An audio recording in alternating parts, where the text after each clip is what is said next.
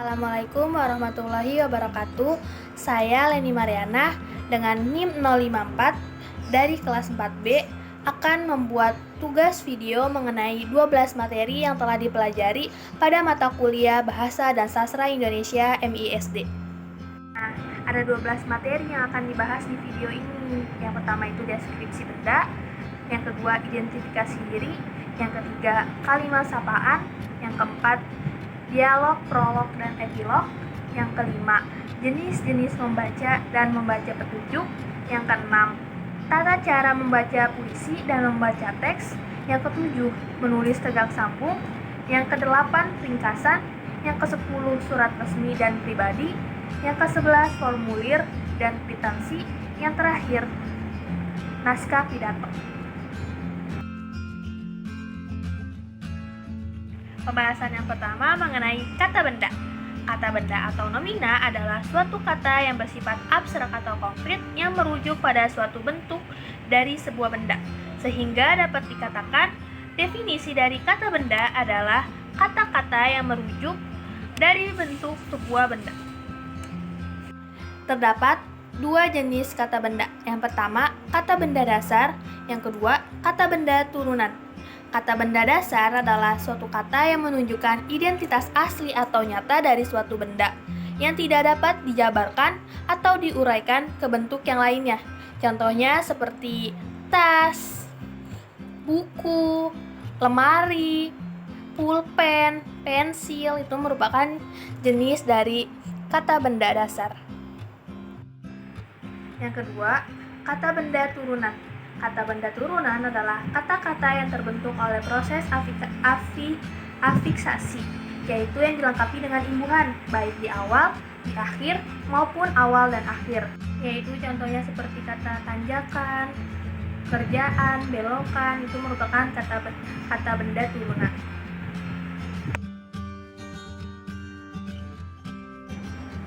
Nama diri dipakai untuk menamai orang, tempat, sesuatu, termasuk konsep atau gagasan. Dengan nama diri itu, orang dipanggil atau disapa. Dengan nama diri itu, tempat atau sesuatu dapat dikenal. Nah, pembahasan yang ketiga mengenai kalimat sapaan. Sapaan adalah morfem, kata atau frase yang digunakan untuk menegur, menyapa, menyebut orang yang diajak berbicara untuk saling merujuk pada situasi pembicaraan. Jadi, kalimat sapaan adalah kalimat yang digunakan untuk menegur orang yang diajak berbicara, orang kedua, atau menggantikan orang ketiga.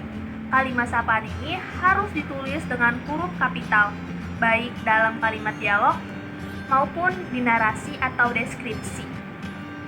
Kata sapaan digunakan untuk menyapa orang yang diajak berbicara atau berkomunikasi, memiliki beberapa ciri-ciri, diantaranya seperti penulisan huruf awal menggunakan huruf kapital. Jadi kalau mau menulis kalimat sapaan, huruf awal itu harus menggunakan huruf kapital. Yang kedua, sesuai dengan situasi dan kondisi percakapan. Yang ketiga, dipengaruhi oleh adat istiadat. Seperti di Jawa, jika ingin menyapa orang yang lebih tua itu kita menyapanya dengan sebutan mbak atau mas gitu.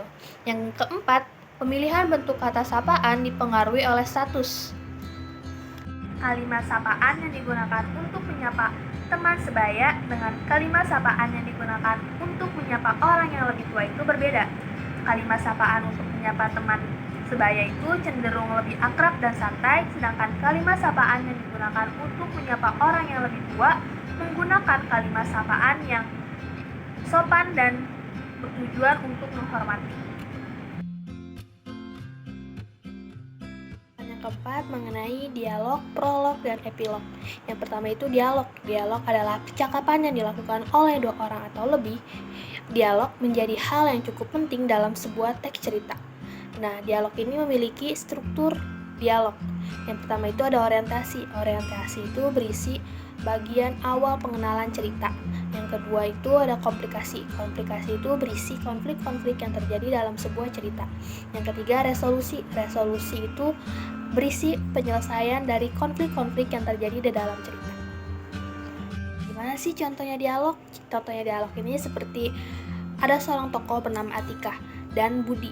Atika berkata, "Selamat pagi Budi, kamu lagi ngapain?" Nah, Budi menjawab, "Pagi juga Atika, ini lagi ngerjain PR."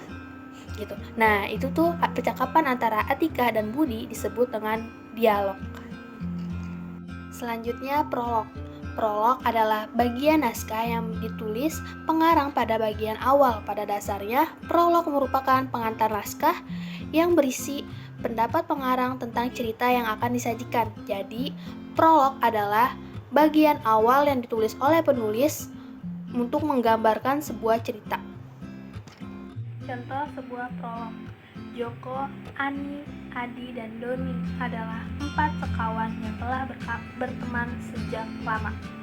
Tak lama lagi mereka akan menyelesaikan studi menengah pertama. Karena pada hari ini mereka menerima hasil belajar selama 3 tahun di bangku sekolah menengah pertama. Nah, yang terakhir itu epilog. Tadi kan kita sudah membahas tentang dialog dan prolog. Dialog adalah percakapan di dalam sebuah cerita, prolog penggambaran awal sebuah cerita, dan epilog ini adalah kata penutup untuk mengakhiri sebuah cerita. Isinya bisa berupa kesimpulan atau amanat yang dapat diambil dari cerita tersebut. Contoh dari epilog. Joko, Adi, Ani, dan Doni pun tersenyum sambil bergandengan tangan dengan erat. Mereka berjanji akan selalu menjaga pertemanan mereka dengan sering berkunjung walaupun tidak satu sekolah lagi. Nah, yang kelima ini membahas tentang jenis-jenis membaca dan membaca petunjuk. Membaca menurut Kamus Besar Bahasa Indonesia atau KBBI berasal dari kata baca yang berarti eja, huruf, tulisan, atau sebagiannya. Membaca adalah melihat serta memahami isi dari apa yang tertulis. Menurut Anderson, membaca adalah suatu proses untuk memahami yang tersirat dalam yang tersurat, melihat pikiran yang terkandung di dalam kata-kata yang tertulis. Terdapat 6 jenis membaca. Yang pertama itu membaca cepat. Membaca cepat merupakan teknik membaca dengan memindahkan pandangan mata secara cepat, kata demi kata, frase demi frase, atau baris demi baris. Yang kedua, membaca sekilas. Membaca sekilas adalah teknik membaca yang dilakukan sekilas pada bagian-bagian teks, terutama pada judul, daftar isi, kata pengantar, indeks, atau hal umum lainnya. Ketiga, membaca intensif. Membaca intensif adalah membaca sungguh-sungguh atau seksama terhadap bacaan. Biasanya membaca intensif ini dilakukan ketika akan melakukan kegiatan meneliti, memahami, atau mengkritisi suatu bacaan. Yang keempat, membaca ekstensif. Membaca ekstensif adalah kegiatan membaca yang dilakukan dengan cara yang tidak begitu detail. Kegiatan membaca ini hanya untuk mendapatkan informasi pokok-pokok penting dari sebuah teks. Yang kelima, membaca nyaring. Membaca nyaring merupakan kegiatan membaca yang dilakukan dengan vokal yang keras dan jelas. Membaca nyaring dilakukan agar orang lain tahu apa yang kita baca. Yang terakhir, membaca memindai, yaitu kegiatan membaca yang dilakukan dengan cermat dan teliti dengan memandang bacaan untuk mengetahui intinya. Membaca petunjuk. Petunjuk adalah suatu tanda untuk menunjukkan atau memberitahu. Pendapat lain mengatakan petunjuk merupakan ketentuan yang memberikan arahan atau bimbingan mengenai bagaimana sesuatu harus dilakukan. Sedangkan pemakaian adalah proses, cara, atau penggunaan. Jadi, petunjuk pemakaian adalah suatu tanda untuk menunjukkan dalam kegunaan suatu barang atau produk. Contoh membaca petunjuk seperti yang terdapat pada gambar itu merupakan contoh penggunaan obat untuk menurunkan panas yang disertai batuk pilek dan influenza. Aturan pakainya, berikan sesudah makan 0-2 tahun 3 kali sehari 1,5 sendok teh. 3-6 tahun 3 kali sehari 1 sendok teh. Simpan di tempat kering obat tersebut.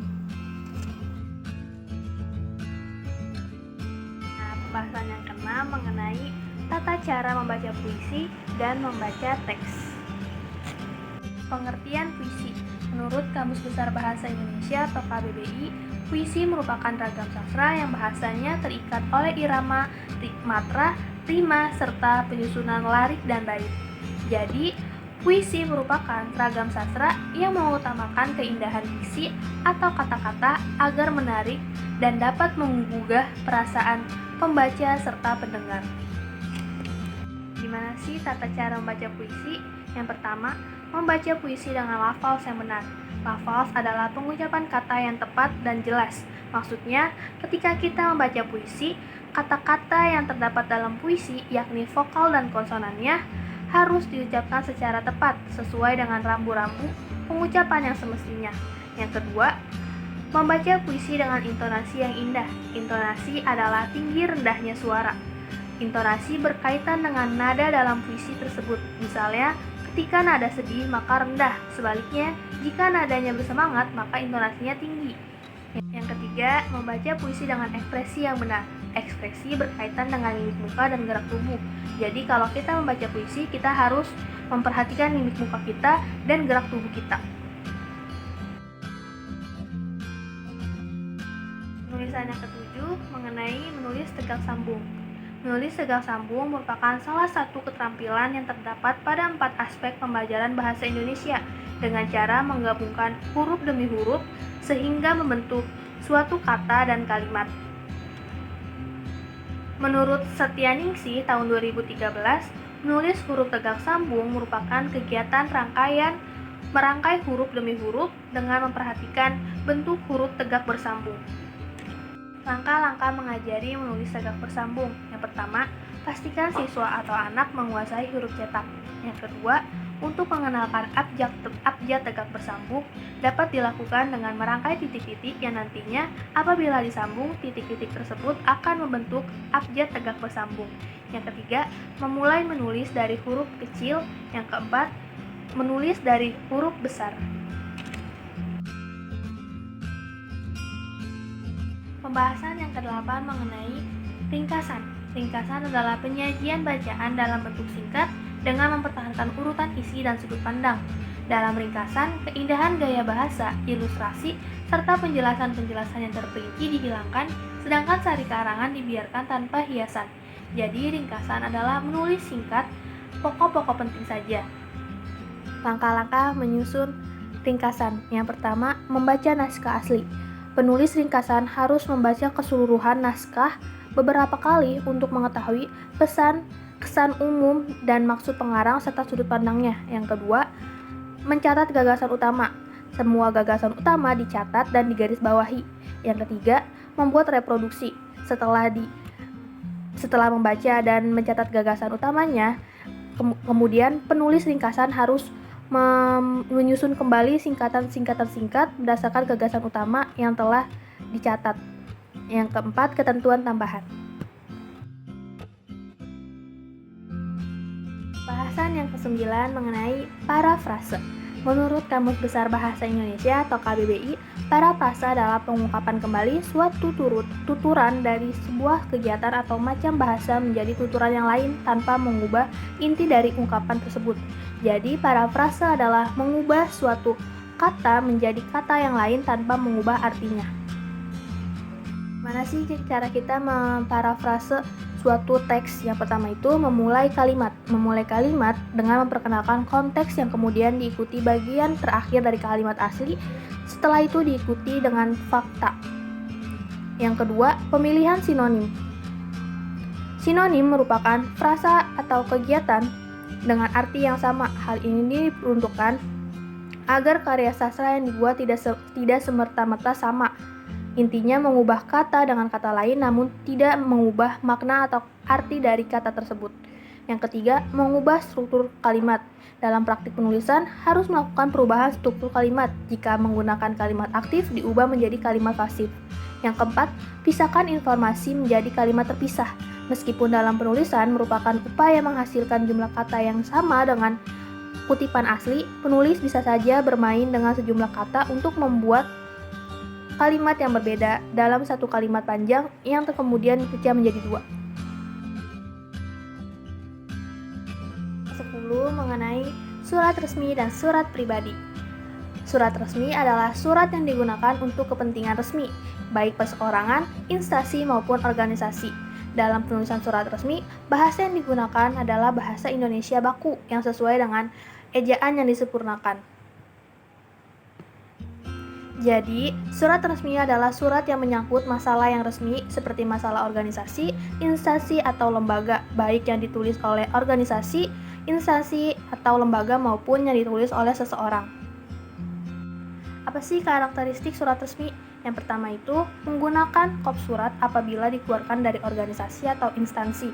Yang kedua, ada nomor surat, lampiran, dan perihal. Yang ketiga, menggunakan salam pembuka dan salam penutup yang lazim. Yang keempat, penyusunan ragam bahasa resmi. Yang kelima, menyertakan cap atau sampel dari lembaga resmi. Selanjutnya itu surat pribadi. Surat pribadi adalah surat yang digunakan untuk kepentingan pribadi. Surat dapat berupa korespondensi antara sesama teman atau keluarga. Jadi, surat pribadi adalah surat yang ditulis atau dibuat oleh seseorang untuk yang isinya menyangkut kepentingan pribadi. Bahasan yang ke-11 mengenai formulir dan kwitansi. Menurut Kamus Besar Bahasa Indonesia atau KBBI, formulir adalah sebuah lembar kertas yang telah dirancang dengan format tertentu dan berisi kolom-kolom yang harus diisi oleh seseorang untuk keperluan administrasi, pendaftaran, atau pengajuan. Pengertian kwitansi. Kwitansi adalah bukti transaksi penerimaan atau penyerahan uang secara tunai. Kwitansi merupakan surat atau dokumen yang di dalamnya memuat tanggal, isi, dan lokasi terjadinya transaksi untuk menunjukkan bahwa telah terjadi perbuatan jual beli dengan penerimaan uang oleh penjual dari pembeli dan digunakan untuk pembuktian. Jadi dapat disimpulkan bahwa kwitansi merupakan dokumen tanda bukti transaksi penerimaan uang oleh penjual dari pembeli. Terdapat ragam bentuk formulir dan kwitansi. Yang pertama, ragam bentuk formulir yaitu seperti formulir pendaftaran, formulir anggota, formulir daftar riwayat hidup, formulir slip tabungan, dan lain-lain. Selanjutnya ada ragam kwitansi, yaitu ada kwitansi pembayaran, kwitansi transaksi produk, kwitansi transfer uang, dan lain-lain. Menurut Dedi Setiawan, pidato adalah berbicara di depan umum atau orang banyak untuk menyampaikan ide, gagasan, dan pikiran yang direncanakan ataupun yang tidak direncanakan. Menurut Rohmadani, definisi pidato adalah suatu ucapan dengan susunan yang baik untuk disampaikan kepada orang banyak. Jadi dapat disimpulkan bahwa pidato adalah kegiatan berbicara di depan umum untuk menyampaikan suatu hal dalam situasi tertentu. Jadi dalam pidato ada orang menyampaikan pidato, ada orang yang juga sebagai pendengar atau audiens. Langkah-langkah menulis pidato. Yang pertama, menentukan tema atau pembahasan. Yang kedua, mendaftarkan pokok-pokok isi yang akan disampaikan dalam pidato. Yang ketiga, menentukan tujuan pidato. Yang keempat, menyusun kerangka pidato. Yang kelima, mengembangkan kerangka pidato menjadi naskah pidato.